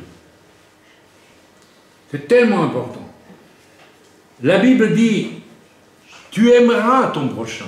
Donc nous sommes censés le faire. Nous ne sommes pas censés entendre des prédications sur l'amour. Nous sommes censés essayer de comprendre en quoi nous n'aimons pas et en quoi nous allons. Il y a des gens qui sont partis, là, je m'excuse. Non. Ah. Priscilla, elle est là? Non, mais c'est pour la petite. Ah, d'accord. Bien. Donc, s'il vous plaît, voilà. Ok. Aimer, c'est l'acte le plus révolutionnaire que vous puissiez poser dans une existence. Ce matin, je réfléchissais à beaucoup de choses. Je me dis, je vais un jour arriver à la fin de ma vie. Et je dis, Seigneur, il faut que je puisse aimer vraiment encore plus. Mieux. Je suis très imparfait, vous savez. Mais nous le sommes tous. Mais je dis, Seigneur, je crois que j'ai compris quelque chose. Plus rien de moi et tout de toi. M'abolir complètement. Et être disponible simplement, de plus en plus. J'ai dû apprendre, en m'occupant de gens dans les églises, dans la nôtre, dans les nôtres, enfin, il y en a eu à une époque plusieurs, j'ai dû apprendre cet amour qui est patient. Je me souviens d'entretiens que j'ai faits à une époque, et les gens étaient tellement égoïstes, tellement centrés sur eux-mêmes que je me souviens avoir résisté à l'envie de hurler « assez ». Assez. Je me rappelle que mes nerfs me remontaient, je ne sais pas comment j'explique ça, dans mes bras, jusque-là, avec une douleur, parce que j'avais devant moi un tel spectacle d'égoïsme. Frère, il faut me donner la panacée qui va me permettre d'être heureux sur la terre. Moi, heureux. Mon affect tourné vers moi, et que moi, et que moi, et que moi, et que moi. J'ai dû apprendre à supporter ça. Parce que le Seigneur me disait, patiente. L'amour est patient. Ce sont des brutes, ce sont des gens qui n'ont pas appris à aimer un iota, mais tu dois être patient avec eux. En espérant que. Amen, il y a aussi, n'est-ce pas, je dis, aimer est finalement l'acte révolutionnaire le plus puissant, n'est-ce pas? Pourquoi? Parce qu'il va libérer l'autre et il me libère moi en même temps. Silencieusement, nous avons aimé cette femme. Nous n'avons pas essayé de la convaincre que nous avions raison sur ses idées à elle, que l'évangile est mieux que sa philosophie à elle. Non, même pas chercher à faire ça. Jésus n'a jamais fait ça. Vous avez remarqué? Jésus n'a jamais fait ça. Il a fait ça avec les religieux, à qui il a dit, vous êtes des hypocrites. Mais Jésus est toujours allé vers les gens, lisez, le cœur ouvert.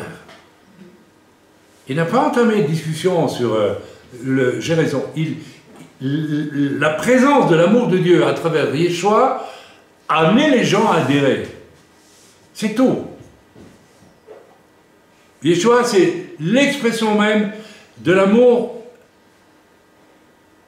absolument désintéressé. Et c'est ça qui va toucher le monde autour de nous, qui peut toucher le monde autour de nous. Ce n'est pas encore une garantie que les gens vont accepter le salut.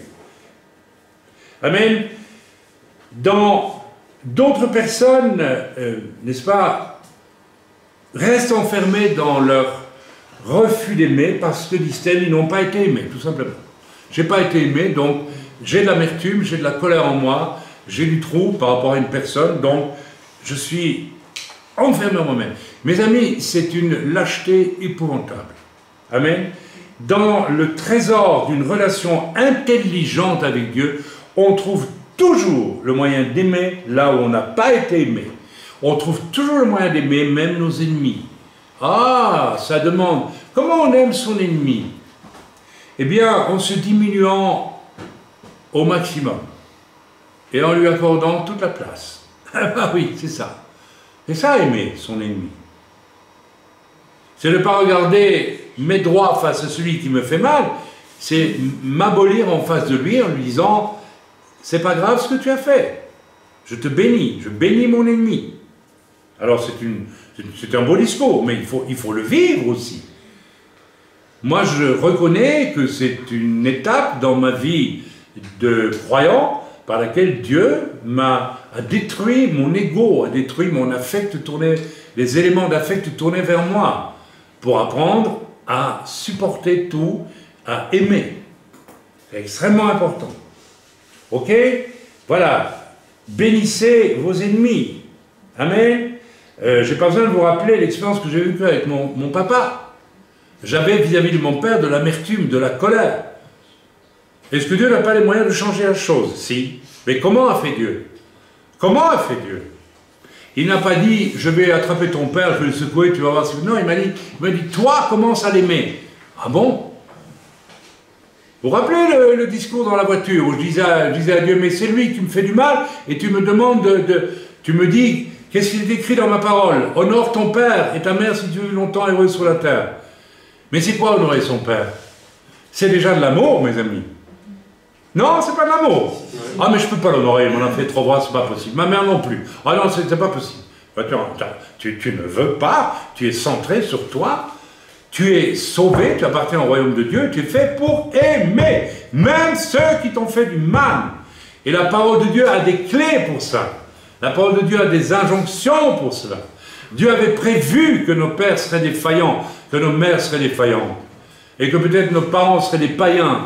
Mais Dieu a dit, Tu aimeras, tu honoreras ton père et ta mère comme s'ils étaient parfaits. Honorer signifie, je les vois parfaits. Mais c'est pas possible. Ils sont pleins de défauts. Ils m'ont blessé, ils ont fait ceci, ils ont fait cela. Mais oui, mais si tu restes centré sur ce qu'ils t'ont fait, ton affect est tourné vers toi. Tu es prisonnier. Je te donne le moyen de sortir de ta prison. Honore ton père, même s'il t'a fait du mal. Ok, écris la lettre à ton père et fais-le. Vous connaissez la suite de mon histoire. Quand mon père a lu la lettre, il est tombé à genoux en criant. Et il est devenu je suis devenu son confident.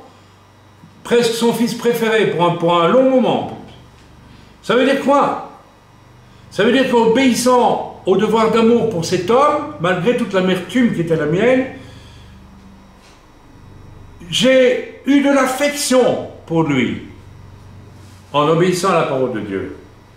Il y a donc des moyens dans la parole de Dieu d'affectionner nos pires ennemis. Il faut les trouver. Quand l'apôtre Pierre dit « Quel bien y a-t-il à aimer ceux qui sont autour de nous ?» Au contraire, aime ceux qui te font du mal, et ta récompense sera alors grande dans les cieux. Je ne sais pas s'il dit cela, mais c'est quelque chose de cet ordre-là. Donc je peux m'appuyer sur la parole de Pierre. Ok, mon conjoint est insupportable, mon père est mauvais, etc. Ok, Seigneur, montre-moi comment je vais aimer ce conjoint insupportable. J'ai affectionné mon père. Et l'amertume a disparu. L'amertume, la colère, toutes ces choses sont solubles dans l'obéissance à la parole de Dieu. J'aimerais que vous compreniez ça, s'il vous plaît. Et Dieu va vous confronter à des situations très dures, très difficiles parfois. Mais le but du Seigneur est de vous apprendre à vous confier dans l'Écriture et à la pratiquer en obéissance. J'arrive à la fin du message ce matin. La colère, le ressentiment qui reste dans mon cœur m'empêchera toujours d'aimer. Je ne vois même pas l'autre, je ne vois même plus l'autre. Je me vois moi, et moi, et moi, et moi, et moi. Amen. Voilà. Bien. Il y a des passages dans l'Écriture qu'on peut citer, là aussi, en disant « Usons de prévenance réciproque. Usons donc d'affection permanente les uns par rapport aux autres. » Amen. Certains le font. D'autres ne le font pas. Il faut apprendre. Amen. Ok. Je pense que, voilà, le secret finalement de tout cela, eh bien, c'est d'apprendre à aimer, tout simplement. En s'aimant moins soi-même. C'est tout le secret. Nous nous aimons bien trop. Nous sommes même peut-être éduqués comme cela. Il y a des familles comme ça, on dit attention, tu dois être fier de ta famille. Nous, on est quelque chose. Oh là là, pour démolir ça, eh bien, le Seigneur va devoir taper fort. Très très fort. Amen. Amen. Amen, amen ou pas amen? Amen. Amen. Amen. Le secret de tout ça, mes amis, c'est l'amour. Et l'amour, c'est quelque chose qui doit absolument prendre toute la place dans ma vie. Pas l'amour de moi, mais l'amour, la disponibilité à Dieu et aux autres, en permanence. Je dois me lever tous les jours et je ne dois pas commencer à me flageller avec des versets, etc. Mais je dois dire, Seigneur, simplement, je suis à ta disposition aujourd'hui. Fais de moi ce que tu veux. Et je dois aller vers les autres simplement disponible. Et les gens vous diront, mais qu'est-ce que tu as, toi? Vous savez, les gens qui rentraient dans le magasin d'antiquité hier, ce sont des gens qui s'ennuient, ce sont des gens qui ne savent pas comment gaspiller leur argent, ce sont des gens qui sont en vacances, qui passent, etc. Ils rentrent dans ce magasin, la femme dans le magasin, ils ne la voient même pas, elle n'existe pas. Elle est un objet parmi les autres. Madame, c'est combien ça? Oh, mais c'est trop cher. Oui. Soudain, elle s'est trouvée devant des personnes qui ne réclament rien, qui ne disent rien, qui sont calmes, qui sont présentes. Et elle leur dit, mais qu'est-ce que vous avez, vous? Vous dégagez une telle paix. Les gens ont besoin de cette paix, de cet amour. Et la paix, ça ne se fabrique pas. Elle est en nous, elle émane de nous, et elle n'émane pas de nous. Amen. Mes amis, l'amour, cet amour-là dont je vous parle depuis le début, là, c'est la fleur de fête, la bonté, mes amis. Les gens ont besoin, vous savez, elle ne nous a pas dit ça, mais au fond, elle nous regardait l'air de dire, mais il y a quelque chose de bon qui est là. Il y a de la bonté. La bonté, c'est la fleur de farine de l'amour. Est-ce qu'on sent notre bonté? Ah, on peut être gentil, on peut être tout, on peut être bon chrétien, tout ce que vous voulez, mais la bonté, mes amis, la bonté, la bonté. Le secret, c'est se porter vers l'autre, sans rien attendre de lui, sans rien attendre de lui. Si j'évangélise et que je veux absolument avoir un succès, c'est que j'attends quelque chose de l'autre. Vous n'aurez rien. C'est quand vous n'attendrez plus rien, les gens. Et que vous serez simplement devant eux, en les aimant, qu'ils vont être attirés par quelque chose en vous. Et ce quelque chose, c'est Jésus lui-même. Amen. Voilà. C'est très simple. Voilà.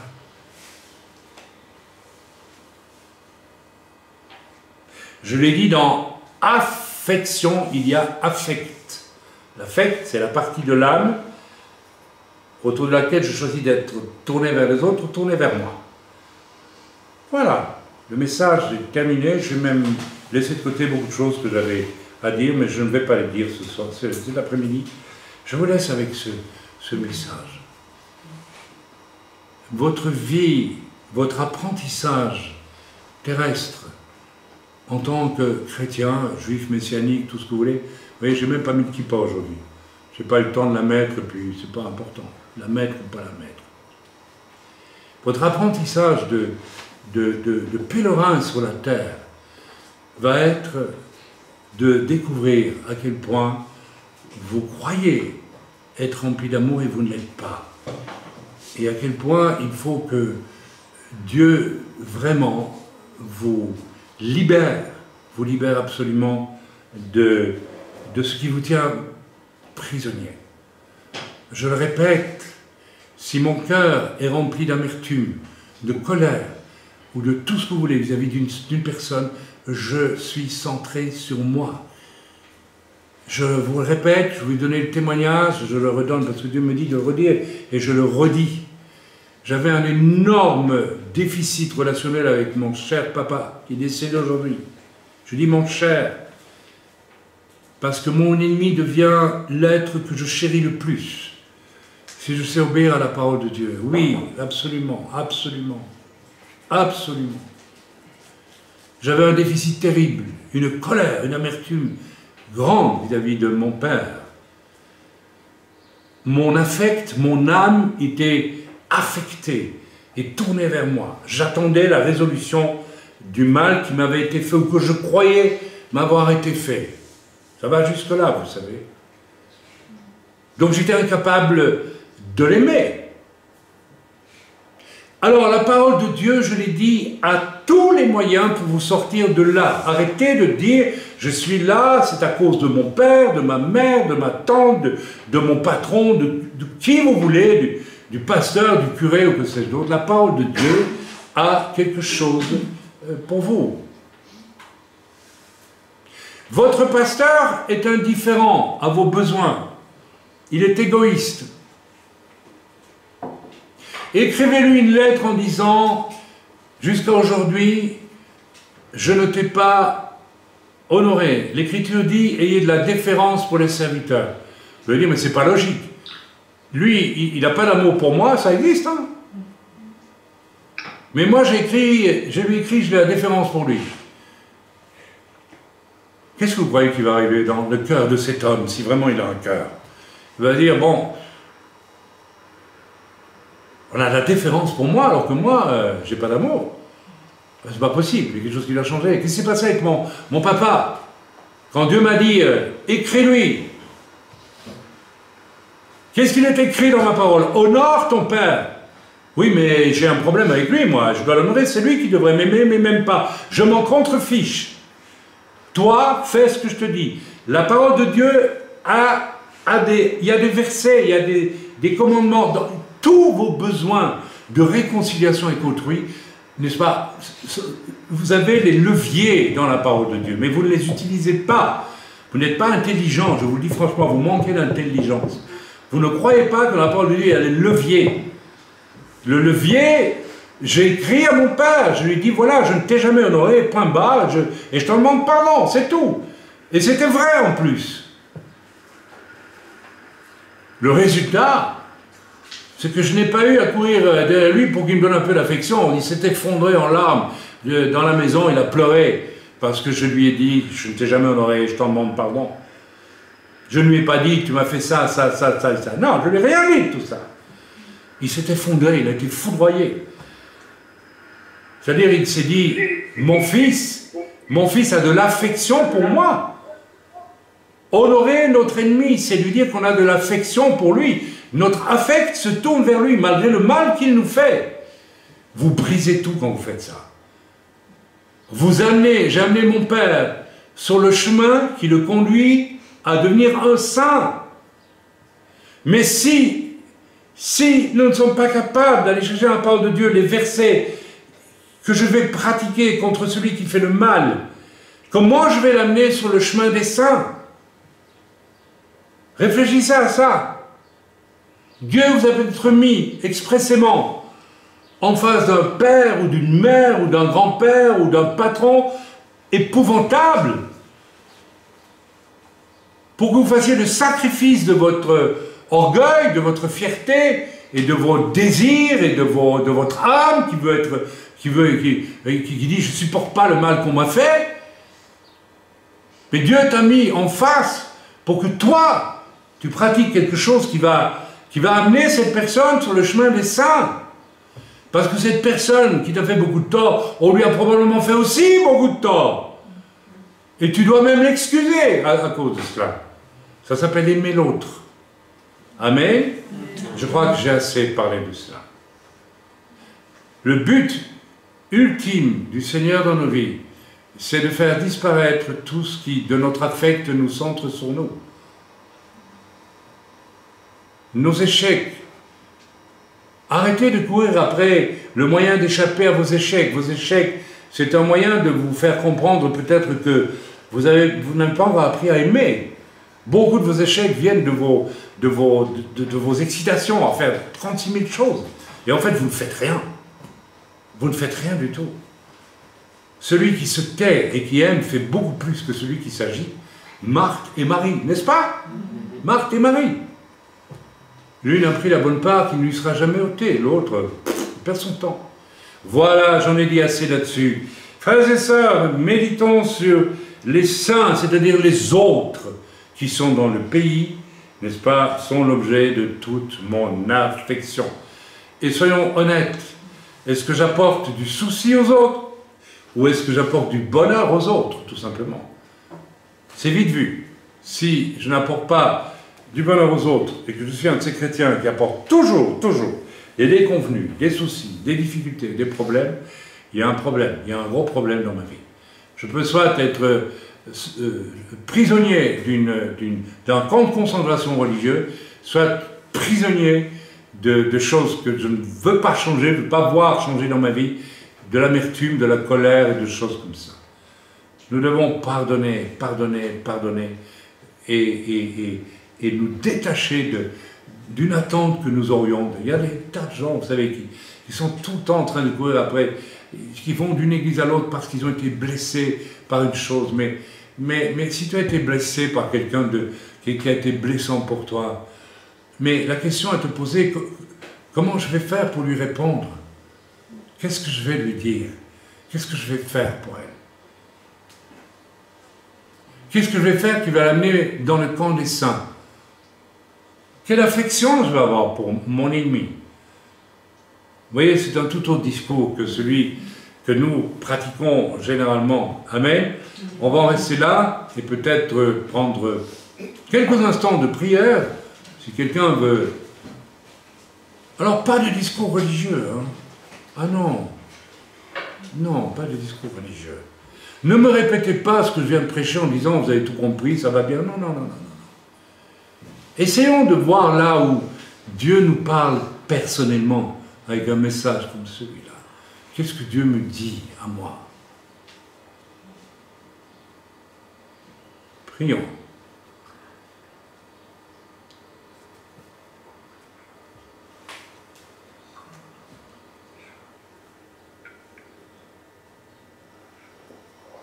Père éternel, tu m'as montré que je manque beaucoup d'amour, c'est vrai. Priez plus fort, s'il vous plaît, quand vous priez, parce que...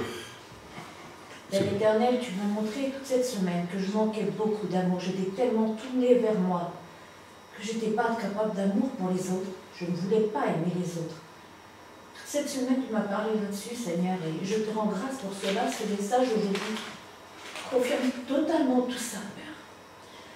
J'étais dans la religiosité, dans la religion, dans l'égoïsme surtout, tournée vers moi et avec de l'amertume dans le cœur aussi, Père. Je t'en demande pardon, Père. Je renonce à tout cela aujourd'hui. Je veux t'aimer et je veux aimer mon prochain, Père. J'ai pris la décision d'aimer mon prochain, Père. Et de t'aimer toi aussi. Parce que je ne t'aimais pas non plus, Seigneur. Je disais t'aimer, oui. Je croyais, mais c'était faux, Seigneur.